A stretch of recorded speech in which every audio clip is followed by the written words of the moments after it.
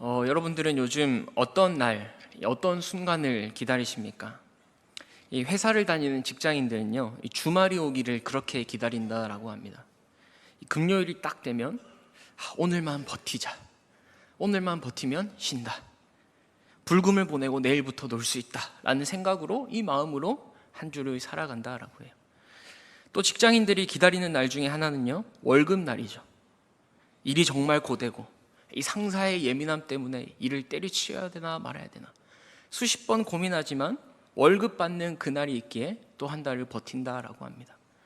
물론 월급 받아도 거의 대부분이 고정적인 진료로 스쳐져 지나가겠지만 아마 모든 직장인들이 그래도 가장 설레는 날, 가장 기다리는 날은 월급날일 겁니다.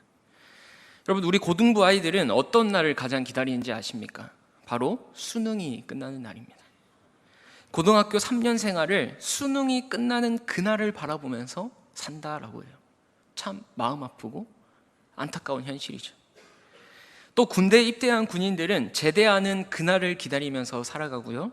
우리 권사님 집사님들 중에서는 자녀들이 빨리 시집 장가 가기를 기다리면서 그날이 오기를 바라고 있는 분도 계실 겁니다. 저는 요즘에 제가 정말 기다리는 순간이 있는데요, 이제가 태어난 제 딸아이를 만나는 순간입니다. 제 아내와 딸이 아직 조리원에 있는데요, 이 아기가 거의 대부분 신생아실에서 보내요. 근데 저녁 6시 반부터 8시까지 이 모자동 시간이라고 이 아이를 신생아실에서 데리고 와서 같이 있을 수 있는 시간이 있습니다. 하루 중에 제가 딸아이를 볼 수 있는 유일한 시간입니다. 그때 보고 나서 캠으로 이렇게 볼 수 있어요. 요새 어플로 아이들 자는 곳에 이렇게 그게 있거든요, 캠이 있거든요. 그 어플로 캠을 볼 수 있어요. 그거는 이제 실물로 못 보는 거잖아요. 유일하게 1시간 반 정말 딱 퇴근하고 밥도 대충 먹고 6시 반부터 8시까지 꼭 그 시간을 지키려고 바로 달려갑니다. 그래서 1시간 반 동안 정말 뚫어져라 쳐다보면서 사진을 엄청 찍어요. 벌써 사진이 몇백 장 됩니다. 지난 2주 동안 그 순간을 기다리면서 살아왔던 것 같아요. 그게 힘이 되었던 것 같아요. 여러분, 내일이면 조리원이 퇴소하고 이제 집으로 오게 될 텐데 현실 육아가 이제 시작이 되겠죠. 또 말이 어떻게 달라질지 모르겠습니다만 아직까지는 너무 좋습니다. 이렇듯 우리는 우리 각자가 기다리는 순간, 기다리는 날이 다 다른데요, 우리가 공통적으로 바라보고 기다려야 할 날이 있습니다. 이 그리스도인이라면 이 날을 사모하면서 기다려야 하는데 어떤 날을 우리가 그토록 고대하면서 기다려야 합니까? 바로 우리 주님 다시 오시는 재림의 날이죠.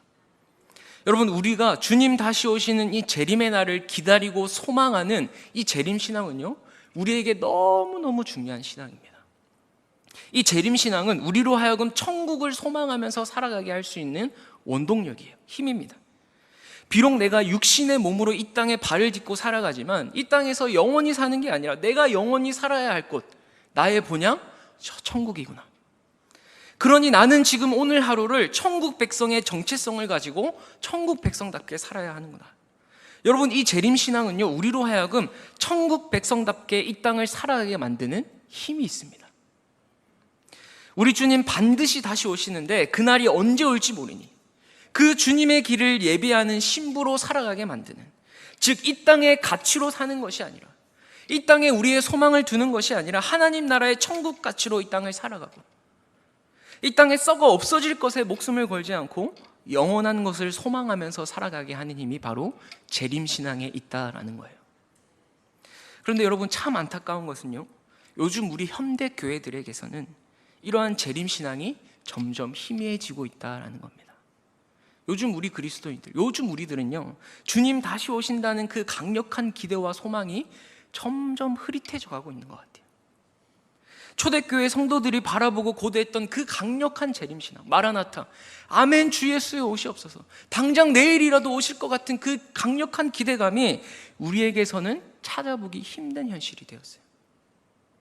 그래서인지 많은 사람들이요, 하나님 나라를 소망하지 않고요, 하나님 나라를 기다리지 않습니다. 그저 이 땅이 좋아서 이 땅이 다인 것처럼 살아가요. 여러분, 요즘 시대 얼마나 좋습니까? 사람 살기 힘들다고 하지만 여러분, 지금 시대만큼 살기 좋았던 적이 있습니까? 모든 게 LTE잖아요. 집에서 손으로 버튼만 누르면 다 옵니다. 여러분, 하나님 나라의 백성의 정체성을 가지고 하나님 백성답게 살아야 되는데, 이 땅에서 편한 것, 좋은 것, 나를 만족시켜주는 것, 우리의 눈이 한눈 팔게 하도록 하는 것이 너무나 많다는 거예요. 온통 세상의 소리와 세상의 가치에 쫓아서, 그런 소리에 쫓아서 살아갑니다. 그러니 여러분, 교회가 점점 힘을 잃어가고 있어요. 교회는 거룩한 곳이고 우리는 거룩한 백성인데, 세상과 다른 그 거룩함을 잃어버렸습니다. 교회는 어두운 세상에 비치고 부패하고 타락한 이 세상을 막는 소금인데, 그 역할을 감당하지 못하고요, 오히려 세상과 같이 되어버렸다라는 거예요.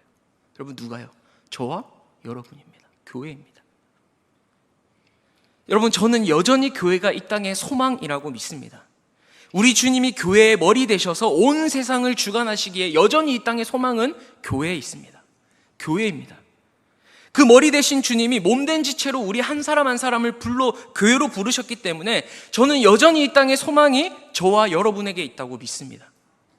정말 저와 여러분이 이 땅의 소망이에요. 여러분, 그 정체성을 잊으시면 안 됩니다. 교회인 내가 서 있는 곳에서 여러분, 작지만 밝은 빛을 비춘다면 그 빛이 모여서 어두움을 몰아내지 않겠습니까? 여러분, 작아도 괜찮아요. 내가 살아가는 그 삶의 자리가 아무 보잘것 없어 보여도 괜찮습니다. 그 자리에서 치열하게 내가 교회로 살아갈 때에 작은 불이 큰 불이 되어 거룩한 영향을 끼치는 거예요. 여러분, 그 작은 불씨가 큰 불이 될지 누가 어떻게 알겠습니까? 여러분, 저는요, 이 한국교회가 다시금 하나님 나라의 그 영광의 깃발을 흩날리면서 하나님의 영광의 빛을 비추는 교회가 되기를 정말 간절히 소망하고 기도하는데요, 무엇보다 재림신앙이 회복되어야 됩니다. 주님 다시 오실 그날을 바라보면서 천국에 우리의 시선을 고정하고 저 영원한 천국의 소망을 두면서 천국 백성으로 이 땅을 살아가는 일들이 회복되어져야 하는 것이죠. 여러분, 저는 제 안의 연약함을 보면서 정말 재림의 때가 빨리 왔으면 좋겠다라는 생각을 합니다. 사실 저도 참 많이 잊고 살아갑니다. 그저 현실에 묻혀서 살아가는 일상에 빠져서 하나님 나라를 기억하지 못할 때가 참 많아요. 여러분, 그런데 이 말씀을 준비하면서 정말 주님의 재림이 빨리 왔으면 좋겠다라는 마음이 들었는데, 여러분, 여전히 제 안에 남아있는 이 죄성, 이 약함들을 보면요, 빨리 천국에 가서 그냥 육신의 장막을 벗어버리고 싶어요. 목회자이기 이전에 정말 한 사람의 그리스도인으로서 하나님을 기쁘시게 하고 싶은데, 그렇게 살고 싶은데, 정말 좋은 목회자가 되어서 본이 되고 양들을 사랑하는 목자가 되고 싶은데, 이 육신의 한계와 정욕으로 인해서 그렇게 살지 못하는 저를 볼 때 정말 마음이 아프고 힘듭니다. 근데 주님이 재림하시면요, 더 이상 죄가 없고 아픔과 슬픔과 고통이 없는 영원한 천국에 들어가서 영원히 주님과 함께 살잖아요. 이 땅에서는 매번 죄 때문에 우리가 넘어지기를 반복하면서 너무나 고통스럽고 아프지만, 주님 다시 오시면요, 죄가 없는 그 부활의 영광스러운 몸을 입고 주님을 맞이할 날이 우리를 기다리고 있지 않습니까? 그래서 저는 우리 주님 제발 빨리 다시 오셨으면 좋겠어요. 여러분, 우리가 왜 주님 다시 오시는 그 재림의 날을 그토록 기대하고 기다립니까? 영원한 천국에서 영원히 주님과 함께 살 수 있기 때문이에요. 지금은 우리 눈에 보이지 않는 영으로 계신 그 하나님이 그 얼굴을 마주하면서 그 영광스러움 안에서 주님과 함께 거할 수 있게 된다는 거예요. 여러분, 이 땅은 여전히 사탄이 공중권세 잡고 있기 때문에 우리를 유혹하고요, 넘어뜨리고요, 죄와 싸워야 하는 수고가 있고요, 질병으로 인해 고통당하고요, 아픔과 슬픔이 여전히 있지만, 주의 날이 오면 영원히 기쁨만이 가득한 그 천국에서 주님을 만나니, 여러분, 그날이 기다려질 수밖에 없죠. 영광스러운 주님을 보게 되는 그날이 막 기다려지고 막 설레어지지 않습니까? 네, 영 표정들이 니나 설레라. 네. 여러분, 오늘 우리가 살펴본 데살로니가전서의 가장 중요한 주제는요, 바로 종말론입니다. 이 데살로니가전서는 5장밖에 안 되는 짧은 성경인데요, 1장부터 5장까지 재림이라는 주제가 다 소개되어져 있어요. 재림이라는 주제가 한 번도 빠지지 않고 1장부터 5장까지 다 등장하는 게 데살로니가 전서입니다. 그래서 여러분, 데살로니가 전서하면 종말, 재림, 딱 이 키워드를 기억하시면 돼요. 오늘 본문 바로 직전인 여러분 4장 한번 보실까요? 4장에 보면 13절 위에 소제목으로 뭐라고 되어 있습니까? 주의 강림과 죽은 자들의 부활이라고 되어 있죠. 이 데살로니가 교인들이 그 당시 가장 궁금했던 것 중에 하나가 뭐였냐? 바로 죽은 자들이 어떻게 되는가였습니다. 성도들이 주님 다시 오실 그날을 막 바라보면서 핍박과 박해를 견뎌냈는데 주님 다시 오시기도 전에 막 성도들이 죽는 거예요. 그 죽음을 보면서 이 죽은 사람들은 과연 어떻게 되는가? 이게 이들이 가지고 있었던 궁금증 중에 하나였습니다. 그런데 여기서 이 바울이 참 특이한 표현을 써요. 어떤 표현이냐면 죽은 사람을 죽은 자들이라고 하지 않고 자는 자들 이렇게 표현합니다. 왜 죽은 사람을 자는 사람이다 라고 표현했을까요? 여러분, 잔다는 게 뭡니까? 다시 깨어나는 게 전제되어 있습니다. 자는 사람은 반드시 다시 일어나게 돼 있어요. 여러분, 예수 믿는 사람들의 죽음이 뭐냐? 자는 겁니다. 즉, 이 땅에서의 죽음은 영원한 죽음이 아니라 다시 일어나서 부활한다는 거예요. 부활의 영생의 몸을 가지고 영원히 함께 주님과 살기 때문에 자는 것이죠. 여러분, 우리의 죽음은 자는 것임을 믿으시기 바랍니다. 그래서 이 4장 13절에 데살로니가 4장 13절에 우리 같이 함께 읽겠습니다. 형제들아, 자는 자들에 관하여는 너희가 알지 못함을 우리가 원하지 아니하노니 이는 소망 없는 다른 이와 같이 슬퍼하지 않게 하려 함이라. 자, 보세요. 이 땅에서 예수님을 영접한 사람의 죽음은 슬픈 게 아니라는 거예요. 그저 슬픈 게 아니라, 물론 육신의 몸으로 이제 더 이상 못 보기 슬프긴 하지만 그저 소망 없는 다른 이와 같이 슬픈 죽음이 아니라는 겁니다. 왜? 부활이 있기 때문이죠. 예수님이 죽으시고 다시 살아나신 것처럼 우리도 예수 그리스도 안에서 다시 살아날 것이기 때문에 그 죽음은 그저 자는 것이다. 그저 슬퍼하고만 있으면 안 된다. 여러분, 그러면 그 부활이 언제 일어나느냐? 우리 4장 16절 17절 말씀입니다. 같이 함께 읽겠습니다. 주께서 호령과 천사장의 소리와 하나님의 나팔 소리로 친히 하늘로부터 강림하시리니 그리스도 안에서 죽은 자들이 먼저 일어나고 그 후에 우리 살아남은 자들도 그들과 함께 구름 속으로 끌어올려 공중에서 주를 영접하게 하시리니 그리하여 우리가 항상 주와 함께 있으리라 라고 하죠. 여러분, 언제 부활이 일어난다고요? 주께서 강림하실 때, 즉 주님이 이 땅에 다시 오시는 그 재림의 때에 그리스도 안에서 죽은 자들이 먼저 일어난대요. 그 후에 살아있는 자도 끌어올려가서 공중에서 주를 영접한다. 부활의 몸을 입고 천국에 들어간다는 거죠. 자, 그렇다면 여기까지는 이해했습니다. 아, 죽은 자들이 부활의 몸을 입고 하나님을 맞이하는구나. 자, 그렇다면 그 주님이 강림하신 그 재림의 때는 언제 올 것인가? 자, 오늘 본문 5장 1절 2절 말씀입니다. 함께 같이 읽을까요? 형제들아, 때와 시기에 관하여는 너에게 쓸 것이 없음은 주의 날이 밤에 도둑같이 이를 줄을 너희 자신이 자세히 알기 때문이라 라고 합니다. 여러분, 주님이 재림하시는 주의 날이 오면요, 세상에 종말이 올 텐데 그 때와 시기를 알 수 있습니까? 없습니까? 알 수 없습니다. 다만 우리가 알 수 있는 힌트는 그 날이 도둑같이 온다라는 거예요. 여러분, 도둑이 쳐들어올 때 나 며칠 몇 시에 갈 거야, 나 한번 막아봐, 뭐 예고하고 옵니까? 아니죠. 갑자기 들이닥칩니다. 주님의 재림도 마찬가지라는 거예요. 우리가 생각지도 못한 때 갑작스럽게 그 재림이 온다라는 겁니다. 여러분, 세상은요, 종말을 이야기할 때 가장 관심 있어 하는 게 뭔지 아십니까? 과연 종말이 언제 올까? 날짜를 알아맞히는 거예요. 그래서 지금까지 종말의 주장들을 보면요, 2000년이 되면 종말이 올 것이다, 2012년 12월 21일에 지구가 멸망할 것이다. 늘 사람들은 종말에 대해 언제인지에 관심이 있어요. 여러분, 그런데 성경은 뭐라고 합니까? 종말의 때는 아무도 알 수 없다. 때와 시기는 너희가 알 수 있는 게 아니라는 거예요. 어느 정도로 모르냐면 마태복음 24장 36절에 이런 말씀이 있어요. 그러나 그날과 그때는 아무도 모르나니 하늘의 천사들도 아들도 모르고 오직 아버지만 아시니라. 누구만 아신대요? 아버지만. 천사가 모르는 것은 말할 것도 없고 하나님의 아들이신 예수님 당신도 모른다는 거예요. 여러분, 어떻게 하나님의 아들이 모를 수 있습니까? 삼위일체 하나님, 성부, 성자, 성령, 삼위 하나님이 함께 계시고 함께 사역하는데 모를 수가 없죠, 그 한 분 하나님이. 그런데도 그만큼 알 수 없다라는 것을 강조하기 위해서 아들도 모르고 오직 아버지만 아신다는 거예요. 여러분, 성경은 끊임없이 종말에 대해 말하고 주님의 재림에 대해 말하지만 세상 사람들처럼 언제인지에 관심이 있는 게 아닙니다. 어떻게 그 주님의 재림을 맞이할 것인가, 이게 핵심 포인트예요. 주님의 재림을 기다리는 성도로서 내가 오늘 하루를 어떻게 살아가야 할지, 이게 주님이 원하시는 것이지 언제 주님이 오시느냐의 관심사가 아니라는 거예요. 그날은 오직 아버지의 주권 안에만 있는 겁니다. 여러분, 계속해서 3절 말씀 보실까요? 3절에 오늘 이렇게 얘기하죠. 그들이 평안하다 안전하다 할 그때에 임신한 여자에게 해산의 고통이 이름과 같이 멸망이 갑자기 그들에게 이르느니 결코 피하지 못하리라 라고 하죠. 여기서 이 멸망에 대한, 주님의 재림에 대한 비유로 임신한 여자를 들고 있어요. 여러분, 임신한 여자는 반드시 아이를 해산하는 고통을 겪게 됩니다.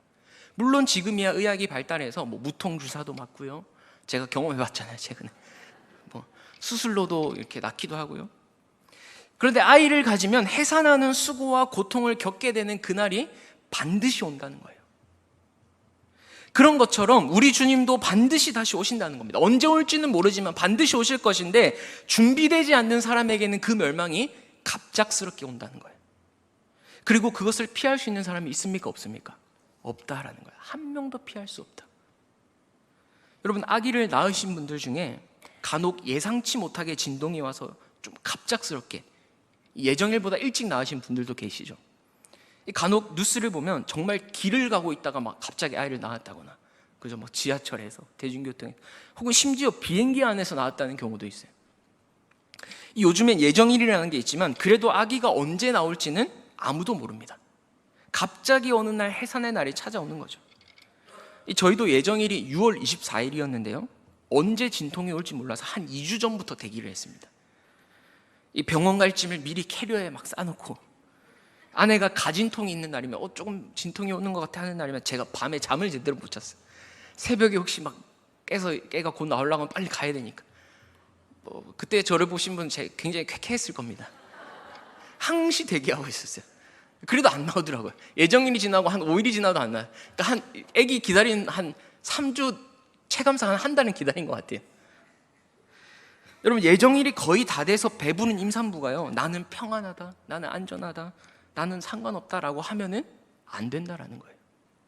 정확히 언제 올지는 모르지만 대비하고 있어야지, 그래야 갑자기 해산의 고통이 찾아와도 괜찮다라는 거죠. 여러분, 주님 다시 오시는 날이 언제인지는 몰라도 미리 준비하고 있는 자에게는요, 그날이 갑작스러운 날이 아니라 어제와 같은 오늘, 오늘과 같은 내일이 오게 된다는 사실을 여러분 믿으시기 바랍니다. 거의 대부분의 사람들은요, 말세 현상이 나타날 때에만 종말을 생각합니다. 그래서 평안하고 안전할 때에는 종말에 대비하지 않아요. 평안하고 안전하니까 아무 일도 일어나지 않겠구나. 그러나 여러분, 그렇지 않습니다. 평안하다 안전하다 할 그때에 임신한 여자의 해산이 찾아오는 것처럼 오신다는 거예요. 평안하다 안전하다 아무 일도 일어나지 않는다, 그래서 시집가고 장가가고 그렇게 일상 속에 파묻혀 살아있는 그때에 주님이 오신다라고 하는 거예요. 그러니 여러분, 우리가 평안하고 안전할 때에도 늘 주님의 재림을 기억하고 살아가시기를 주님의 이름으로 축복합니다. 오늘 본문 4절 5절에 계속해서 이렇게 얘기합니다. 같이 읽어볼까요? 형제들아, 너희가 어둠에 있지 아니하매 그날이 도둑같이 너희에게 임하지 못하리니 너희는 다 빛의 아들이요 낮의 아들이라. 우리가 밤이나 어둠에 속하지 아니하나니 라고 하죠. 자, 보세요. 평안하다 안전하다 하면서 예수님 없이 살아가는 사람들에게는 그 멸망이 갑자기 임합니다. 그러나 너희에게는 그날이 도둑같이 임하지 못한다라는 거예요. 왜? 우리가 어둠에 있지 않고 빛에 속해 있기 때문이에요. 여러분, 빛은 하나님의 영역이고 어둠은 세상 사탄의 영역입니다. 하나님께서 원래 어둠에 있던 우리를 빛으로 불러내셨어요.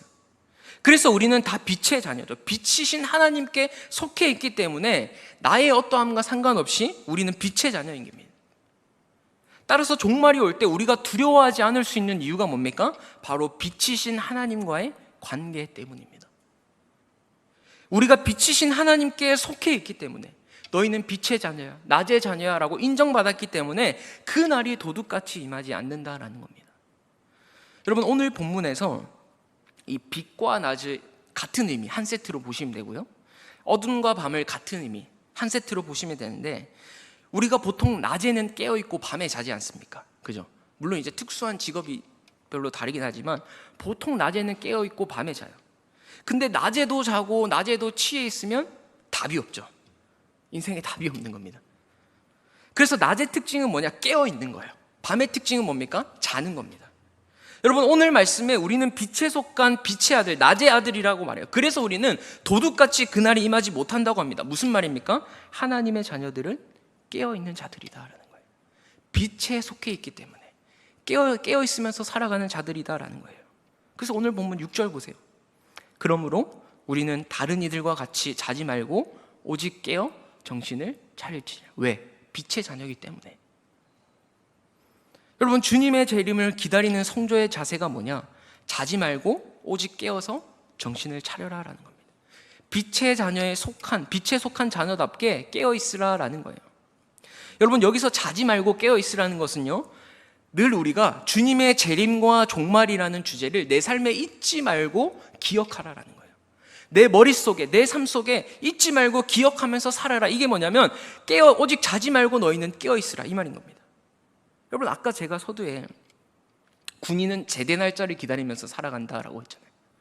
여러분, 군인이 정말 힘들게 막 훈련받으면서 잊지 않고 사는 게 뭔지 아십니까? 제대 날짜입니다. 정말 열심히 내가 맡은 임무를 막 해요. 감당할 일, 역할 충실히 하면서 절대 잊지 않는 것은 뭐냐면 내가 전역하는 날짜예요. 여러분, 여기서 자지 말고 깨어 정신을 차리라는 것도 그런 뜻입니다.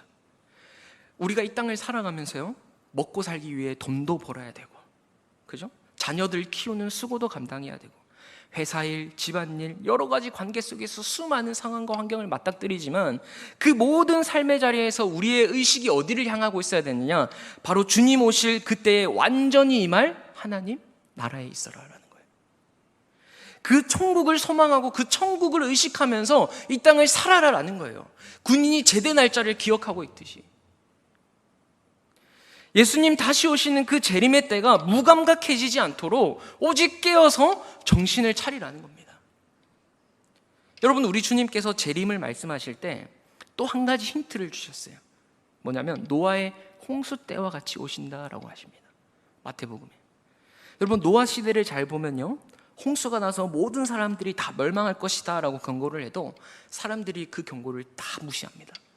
경계할 줄 몰라요. 준비하지 않습니다. 홍수가 일어나기 그 전날까지 먹고 마시고 장가들고 시집갔어요.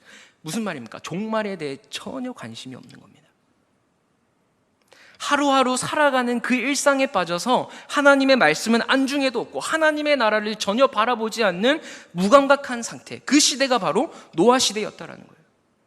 여러분, 예수님께서 이 노아 시대에 말씀하신 이유가 뭐겠습니까? 노아의 때가 종말 현상의 본보기다라는 거예요. 주님 다시 오실 때의 그 분위기가, 그 시대적 상황이 노아의 때와 똑같을 거라는 거예요. 하나님의 심판이 막 임박할 때까지 종말에 대해 전혀 관심이 없어요. 경고를 하는데 경계할 줄도 모르고 준비할 생각조차 하지 않습니다. 여러분, 지금 우리 시대도 그렇지 않습니까? 여러분, 우리로 하여금 이 재림과 하나님 나라, 그 종말에 대해 잊어버리게 만드는 이 일상성을 우리가 경계해야 됩니다. 우리는 분명히 나에게 주어진 하루를 최선을 다해 살아야 돼요. 나에게 주어진 일상을 가정에서, 직장에서, 만나는 관계 속에서 최선을 다해 살아내야 됩니다. 하지만 그저 먹고 마시고 장가들고 시집가고 아이 키우고 직장 다니는 일에만 몰두해서 주님의 재림을 까맣게 잊어버리면 안 된다는 거예요. 하나님 나라를 바라보지 못하게 하는 그 나의 일상성을 경계해야 된다는 겁니다.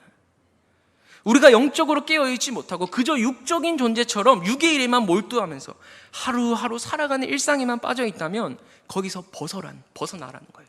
오직 깨어서 정신을 차리라는 겁니다. 사랑하는 우리의 성도 여러분, 많은 사람들이 하루하루 살아가는 그 인생사에 모든 관심이 집중되어서 주님의 재림이 별로 관심 없어진 그때에 종말이 옵니다. 종말이 갑작스러운 일이 되지 않도록 늘 깨어있는 우리 성도님들 되시기를 주님의 이름으로 축복합니다. 이 주님의 재림을 기다리는 성도의 자세, 두 번째는요, 전신갑주를 입는 겁니다. 우리 8절 말씀 함께 보실까요? 우리는 낮에 속하였으니 정신을 차리고 믿음과 사랑의 호심경을 붙이고 구원의 소망의 투구를 쓰자라고 하죠.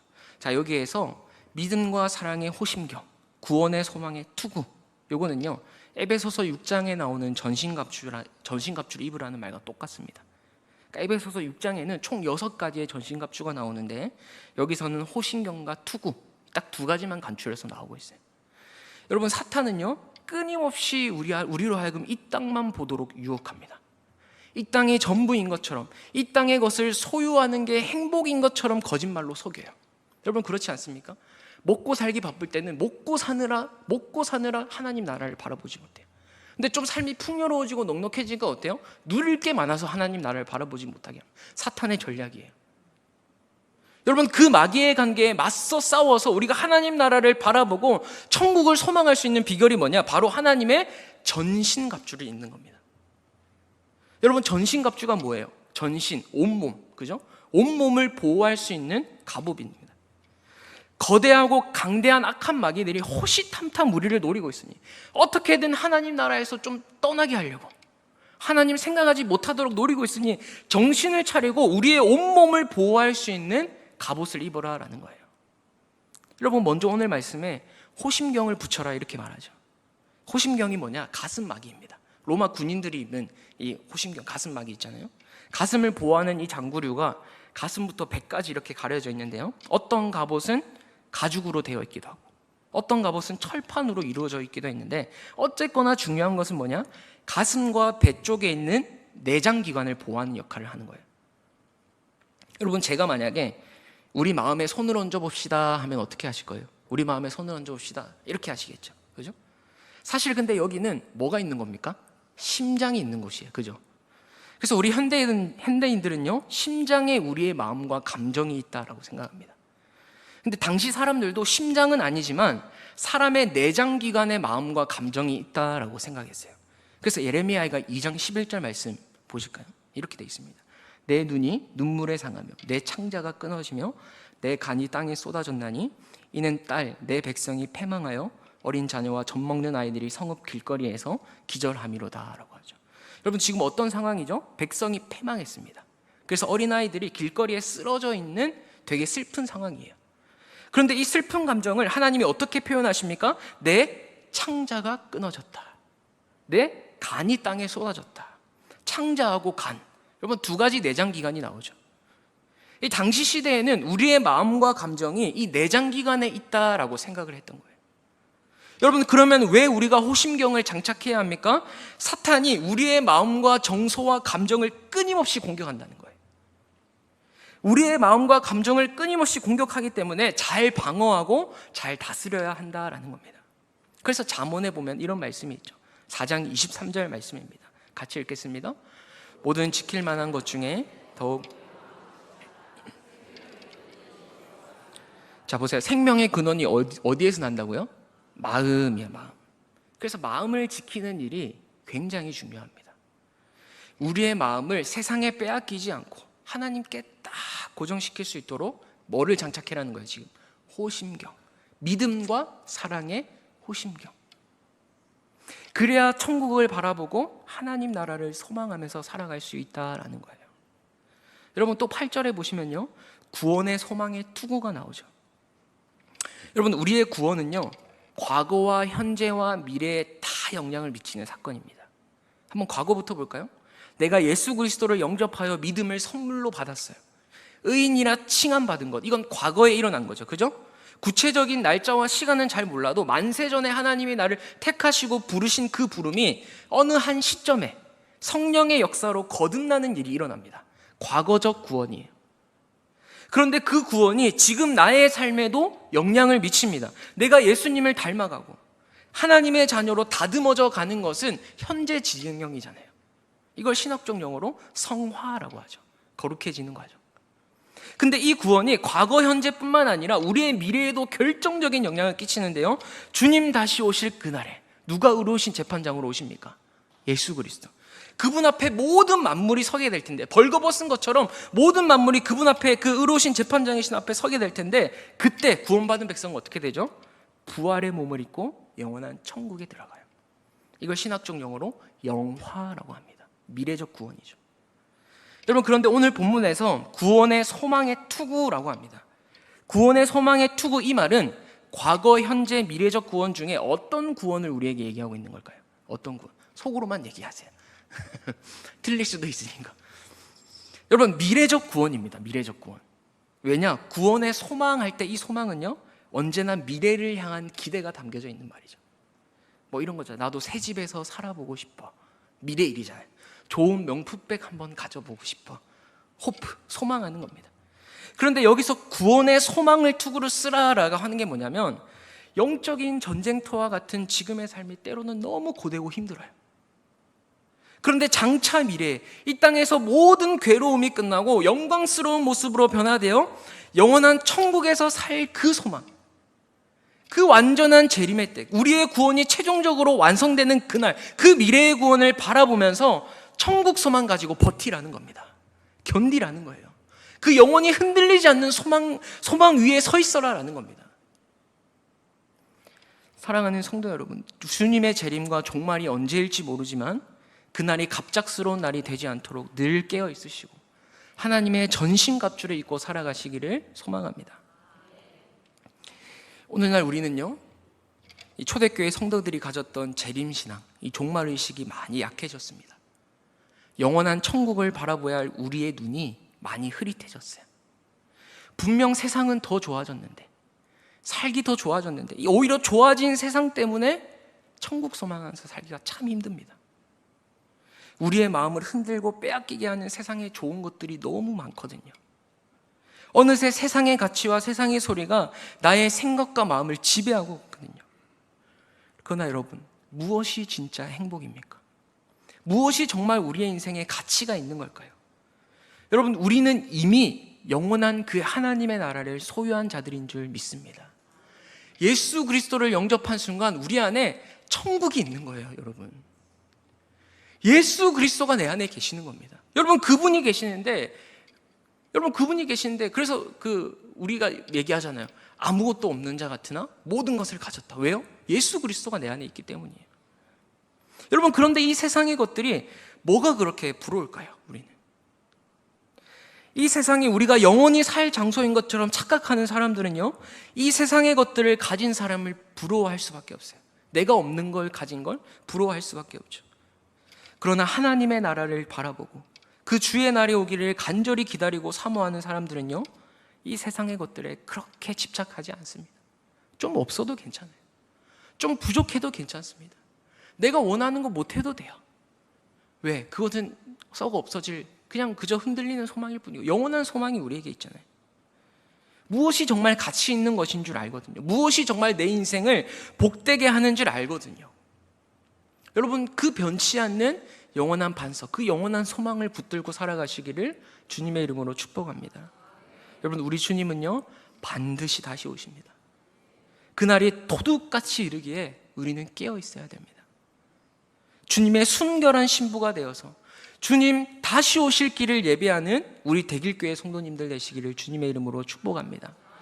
내 인생에서 그 무엇보다 가장 기쁘고 행복한 날이 우리 주님을 맞이하는 그날이 되시고, 내가 가장 기다리고 고대한 만큼 그 주의 나라의 영광스러운 주님을 바라보면서 영원한 천국에서 참 안식, 그 주님과 함께 영원히 살아가는 저와 여러분 되기를 주님의 이름으로 축복합니다. 기도하겠습니다. 하나님, 감사합니다. 오늘 말씀을 통해서 우리가 다시금 이 재림신앙, 이 종말의식, 하나님 나라를 바라볼 수 있는 그 믿음의 눈을 가지고 이 땅을 살아가기를 소망합니다. 하나님, 우리는 연약한 육신을 가졌기에 때로는 그 하나님 나라를 소망하기보다 이 땅에 소망을 두며 살아갈 때가 참 많은데, 하나님, 우리의 심령 가운데 하나님의 전신갑주를 입고 늘 깨어서 하나님, 다시금 부족하지만 그 주님 앞에 나올 때 하나님의 나라가 우리의 삶 가운데 임하고 그 임하신 하나님의 나라를 바라보면서 믿음으로 하루하루 살아갈 수 있는 우리 성도님들 될 수 있도록 축복하여 주시옵소서.